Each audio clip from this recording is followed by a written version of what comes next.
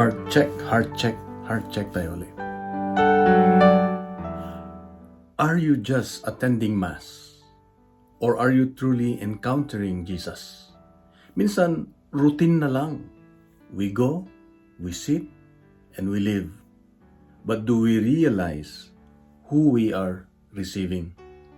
Today's Gospel is one of the most powerful and challenging teachings of Jesus. In this passage, Jesus Christ says something shocking. Sabi niya, unless you eat the flesh of the Son of Man and drink His blood, you do not have life within you. The people begin to argue. This teaching is hard to accept. But Jesus does not soften His words. Yung iba nga umalis. But instead, He repeats it even more clearly. Why? Because He is revealing something essential. He is giving Himself completely as food for our souls. I repeat, He is giving Himself completely as food for our souls.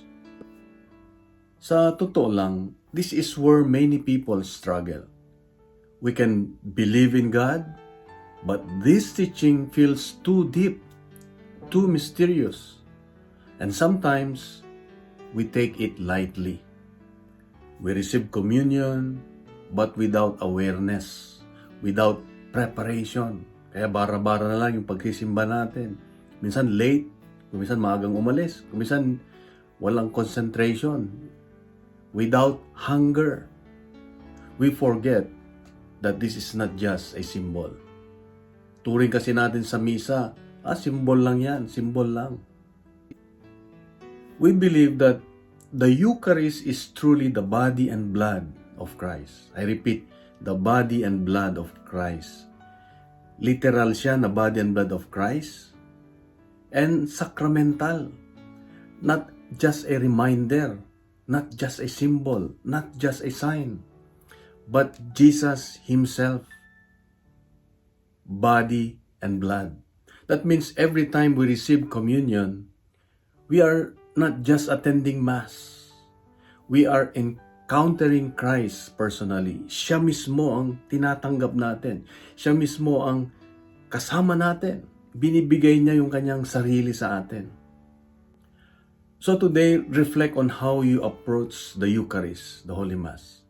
Do I prepare my heart before Mass? Do I receive with faith and awareness? Do I stay even for a moment after communion in prayer? So the simple steps we can do as a start is we arrive early and quiet our heart. Ask for forgiveness before receiving. Focus during communion. This is your moment with Jesus. Hindi lang basta tanggapin mo, kinain.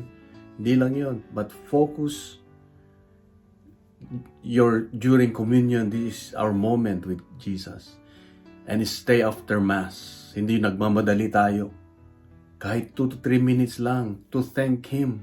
Kasi it's an opportunity, it's a blessing na nakapag-attend tayo ng Mass. Kung minsan tinatamad tayo magmisa, magsimba, pero kung nakapag-attend tayo ng misa, isang malaking pasasalamat kasi tayo ay tumugon sa imbitasyon ng Diyos na tanggapin siya sa ating buhay.